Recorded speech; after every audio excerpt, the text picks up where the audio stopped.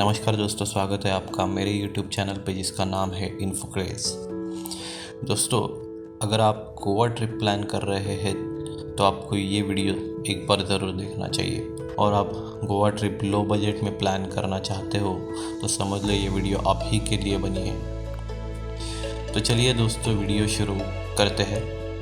Step by step हम Goa trip कैसे plan करना है इसके बारे में समझने की कोशिश करेंगे। गोवा ट्रिप प्लान करते वक्त सबसे पहले जो सवाल हमारे दिमाग में आते हैं वो है स्टे कहाँ करना है, कौन से रेस्टोरेंट में खाना रीज़नेबल और अच्छा मिलता है, ट्रैवलिंग कैसे करना है, कौन से प्लेस एक्सप्लोर करने हैं। तो सबसे पहले अगर हम अपना ट्रिप 7,000 के अंडर प्लान करना चाहते हैं तो हमें स्टे करने के लिए ऐसे होटल ढूंढने हैं जो 800 से 1200 तक मिल जाए। दोस्तों, टेंशन मत लीजिए क्योंकि इस बजट में कौन से होटल है ये भी मैं आपको इस वीडियो में बताऊंगा। मैंने जब अपना ट्रिप प्लान किया था तो बेलिंग गेस्ट हाउस में मैंने स्टे किया था। मेरा ये गेस्ट हाउस सिलेक्ट करने का कारण ये काफ़ी सस्ता होटल है और कपल फ्रेंडली है। तो काफ़ी लोगों का ये भी क्वेश्चन रहता है कि होटल सस्ता है तो क्या वो कपल के लिए सेफ़ होगा कि नहीं। तो दोस्तों, बिल्कुल चिंता करने की आवश्यकता नहीं है। ये होटल रहने के लिए काफ़ी सेफ़ है। दोस्तों, इस होटल का चार्जेस आपको बता देता हूँ। दोस्तों, यहाँ पे 1 नाइट मतलब 24 आवर्स रहने का चार्जेस लगभग 800 रुपये है। मैंने ये होटल बुक करने का और एक इम्पॉर्टेंट रीज़न था कि यहाँ पे आप स्विगी और जोमेटो से खाना ऑर्डर कर सकते हैं। इसका मतलब हम कहीं भी घूमने जाते हैं तो ये एक सवाल हमारे दिमाग में आता है कि कौन सा रेस्टोरेंट सस्ता भी हो और फूड भी टेस्टी हो। तो इसीलिए मैंने ये होटल बुक किया था कि मैं स्विगी और जोमेटो से रिव्यू देख के फूड ऑर्डर कर सकूं, या फिर जिस रेस्टोरेंट में मुझे खाना खाने जाना है उसके मेन्यू रेट मुझे पता चले। दोस्तों, बेलिंग गेस्ट हाउस में बुकिंग करने का और एक रीज़न था। मैंने 3 नाइट और 4 डेज़ का ट्रिप प्लान किया था क्योंकि मुझे नॉर्थ गोवा और साउथ गोवा दोनों एक्सप्लोर करना था। और यह होटल सेंटर पॉइंट है अगर आपको 3 दिन साउथ और नॉर्थ गोवा घूमना है। दोस्तों, अगर आप 2 नाइट का ट्रिप प्लान कर रहे हैं, मैं आपको सजेस्ट करूँगा नॉर्थ गोवा स्टे करना, क्योंकि 2 दिन में साउथ गोवा और नॉर्थ गोवा एक्सप्लोर करना काफ़ी मुश्किल है और आप ठीक से ट्रिप एंजॉय भी नहीं कर पाएंगे। तो बेहतर है कि आप 2 नाइट का प्लान करते हो तो नॉर्थ गोवा में स्टे करें। वहाँ पे भी आपको सस्ते रेट में होटल मिल जाएंगे। मैंने अपना होटल मेक माई ट्रिप से बुक किया था। कई सारे ऐप है होटल बुक करने के लिए, आपको इससे भी सस्ता होटल मिले और जिसके रिव्यूज़ अच्छे हो वही होटल आप बुक करिए। क्योंकि होटल के रिव्यूज़ अच्छे नहीं हैं तो हो सकता है कि आपको भी वहाँ पे स्टे करने में तकलीफ़ हो सकती है। तो होटल के रिव्यूज़ देख के ही बुक कीजिए, ये मेरा आपको सजेशन रहेगा।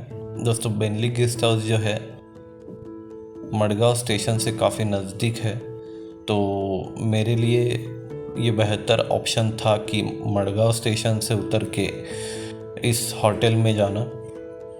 मैंने कौन से ट्रांसपोर्ट यूज़ किए थे इस दौरान मैं उसके बारे में आपको आज बताऊंगा। फ़िलहाल हम होटल स्टे के बारे में समझते हैं। दोस्तों, मैंने दूसरे दिन के लिए जो होटल बुक किया था उसका नाम है माता श्री बीच हट्स। इसके नाम से ही आपको समझ में आया होगा कि ये बीच पर जो वुडन के रूम्स होते हैं ये वही है। दोस्तों, इसमें रहने का अलग ही मज़ा है। अगर आप कपल जा रहे हो तो आपको ऐसे बीच हट्स में रुकने का एक्सपीरियंस ज़रूर एंजॉय करना चाहिए। मैंने जो होटल आपको सजेस्ट किया है ये सस्ता भी है। ये आपको 1 नाइट स्टे के हिसाब से 1200 रुपये तक मिल जाएगा। ये बीच हट साउथ गोवा के बॉर्डर के पास तालपोना बीच के यहाँ पे है। एक रूम में 2 अडल्ट स्टे कर सकते हैं, ये आपको पता ही होगा। अगर आप अपने दोस्तों के साथ जा रहे हैं तो आपको मेक माई ट्रिप या बाकी एप्लीकेशन में 4 बेड का रूम भी मिल जाएगा। आपकी संख्या 4 से ज़्यादा है तो बेहतर है कि आप डायरेक्टली होटल पे कॉल करके आपके मेंबर्स की संख्या के हिसाब से होटल के ओनर या मैनेजर को रूम अवेलेबल करने के लिए बोल सकते हैं। दोस्तों और एक चीज़ मैं आपको बताना भूल गया कि मैंने तीसरा दिन बेनली गेस्ट हाउस में स्टे किया था, क्योंकि चौथे दिन मेरा मड़गांव से ही घर रिटर्न जाने का ट्रेन था। तो जैसे कि मैंने शुरुआत में आपको बताया कि यह होटल काफ़ी नज़दीक था मड़गांव स्टेशन से, तो इसीलिए मैंने तीसरे दिन का भी बुकिंग यहीं पे किया था। तो अब दोस्तों ये तो हमने जान लिया कि स्टे कहाँ पे करना है। अब हम जानेंगे ट्रैवलिंग कैसे करना है। तो दोस्तों अगर आप फैमिली जा रहे हैं तो समझो कि आप 4 लोग हैं, तो आपको 4 व्हीलर साइट सीइंग के लिए बुक कर सकते हैं। आपको आपके फैमिली में किसी को 4 व्हीलर चलाने आता है तो आप पर डे के रेंटल चार्जेस पे बुक कर सकते हैं। मैं मेरे वाइफ के साथ गया था, इसीलिए मैंने स्कूटर 4 दिन के लिए 450 पर डे के हिसाब से बुक किया था। मतलब मुझे 4 दिन के लगभग 1800 रुपये चार्जेस लगे थे, और 500 डिपॉजिट भरना पड़ता है जो आपको लास्ट डे वापस मिलेगा अगर आपने उनके स्कूटर को कुछ डैमेज नहीं किया है तो, वरना हो सकता है आपको और फाइन भरना पड़े। स्कूटर या कार आप रेंट पर चलाने लेते हो तो जाहिर सी बात है आपके पास उसका लाइसेंस होना ज़रूरी है। इसके साथ मैं आपको ये भी सजेस्ट करूँगा कि आप येलो नंबर प्लेट की व्हीकल लो, ताकि आपको पुलिस से परेशानी ना हो, क्योंकि गोवा में टूरिस्ट को वाइट नंबर प्लेट की व्हीकल चलाना इलीगल माना जाता है और इसके लिए आपको फ़ाइन भी लग सकता है। तो बेहतर है कि येलो नंबर प्लेट की कार या स्कूटर चलाए और सारे ट्रैफिक रूल फॉलो करें, ताकि आपको कोई परेशानी का सामना ना करना पड़े। तो दोस्तों अगर आपको स्कूटर रेंट पे लेना है तो आप जहाँ पे भी उतरते हो, चाहे वो रेलवे स्टेशन हो या एयरपोर्ट, आपको इजीली 2 एंड 4 व्हीलर मिल जाती है।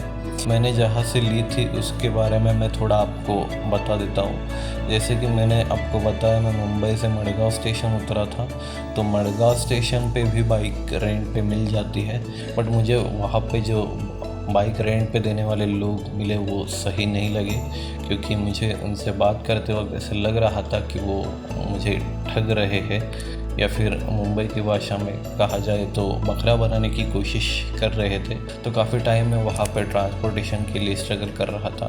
फिर मुझे एक रिक्शा वाला मिला और उसने कहा कि आपको मार्केट एरिया में भी अच्छे दाम में स्कूटर मिल जाएगा।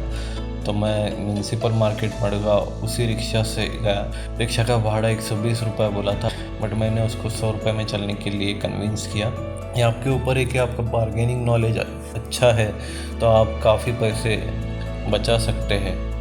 तो मैं मार्केट एरिया में पहुंचने के बाद मुझे उसी रिक्शा वाले ने बाइक रेंट वाले से मुलाकात करवाई। जाहिर सी बात है कि रिक्शा वाले ने खुद का कमीशन उससे निकाला होगा, बट हमें उससे कुछ लेना देना नहीं है, क्योंकि हमारा काम होना ज़्यादा ज़रूरी है। तो ये मार्केट एरिया स्टेशन से लगभग 10 मिनट के अंतर पर है।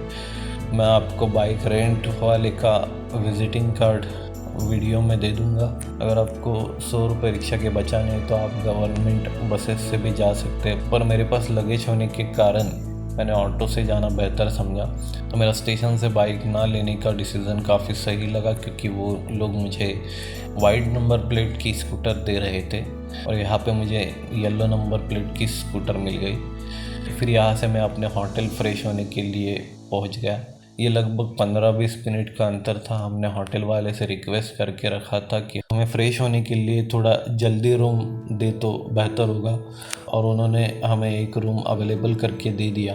फिर वहाँ से हमने हमारे ट्रिप की शुरुआत की।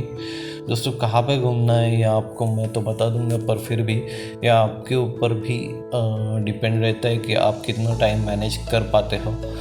इसमें मैं आपको कुछ सलाह देता हूँ कि जब आप कोई ट्रिप करते हो तो आपको ये समझना पड़ेगा कि आप दिन भर कई सारे लोकेशन में घूमने वाले हो, तो जाहिर सी बात है कि आप पूरा दिन भर घूमने के बाद थक जाओगे। तो मैंने ये प्लान किया था कि सुबह मुझे 7:30 बजे उठ के फ्रेश होके ब्रेकफास्ट वगैरह करके 10 बजे तक होटल से घूमने निकलना है।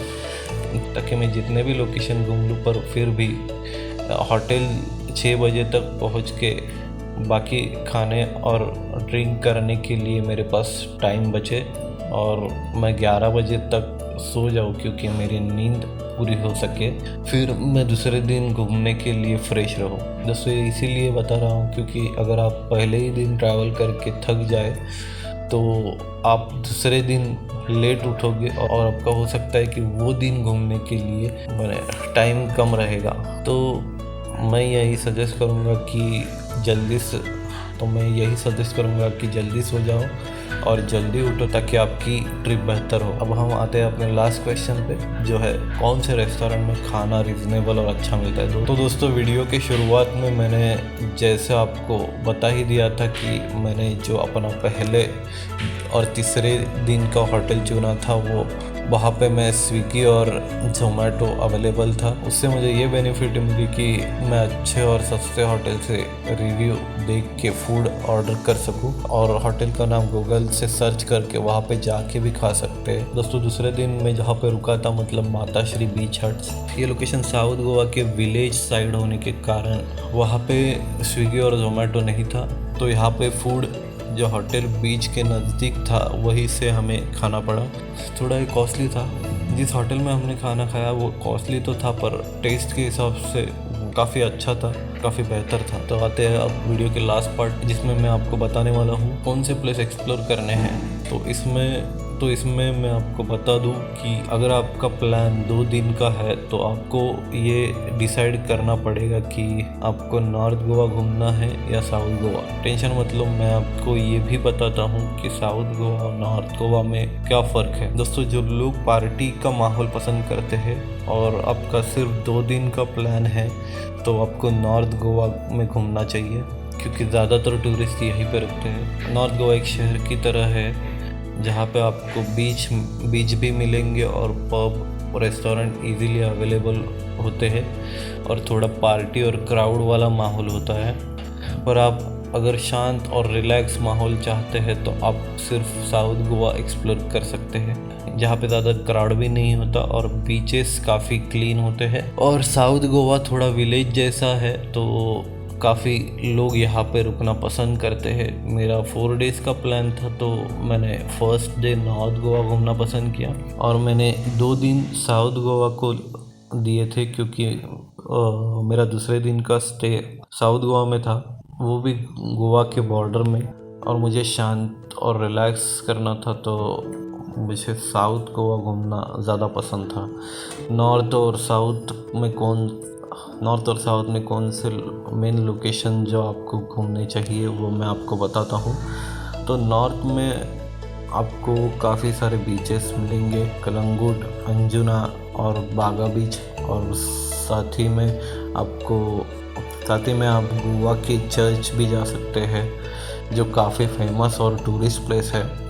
नॉर्थ गोवा के फोर्ट भी आप देखने जा सकते हैं। और दोस्तों साउथ गोवा में भी काफ़ी सारे बीचेस हैं, जैसे कि अगोंडा बीच, कोलवा बीच, साबरतन बीच, बटरफ्लाई बीच। दोस्तों बटरफ्लाई बीच के बारे में मैं आपको बता देता हूँ कि यहाँ पे जाने के लिए थोड़ा स्ट्रगल करना पड़ता है, मतलब आपको यहाँ पे 30 मिनट तक मेन रोड से अंदर चल के जाना पड़ता है, क्योंकि यहाँ पे बीच तक बाइक नहीं जा सकती। लगभग आधा घंटा आपको चलना पड़ता है, पर जिनको एडवेंचर पसंद है उनको यहाँ पे ज़रूर जाना चाहिए। जिनको ज़्यादा चलना पसंद नहीं है उनको मैं यही सजेस्ट करूँगा कि लोकेशन पे आप जाके थक सकते हो और हो सकता है थोड़ा बोर भी हो सकते हो। तो गाइस मैं आपको 2 वेबसाइट के लिंक डिस्क्रिप्शन में दे दूंगा, जिसमें नॉर्थ गोवा घूमने के 20+ और साउथ गोवा घूमने के 20+ लोकेशन होंगे जहां पे आपको घूमना चाहिए। दोस्तों जाहिर सी बात है आपको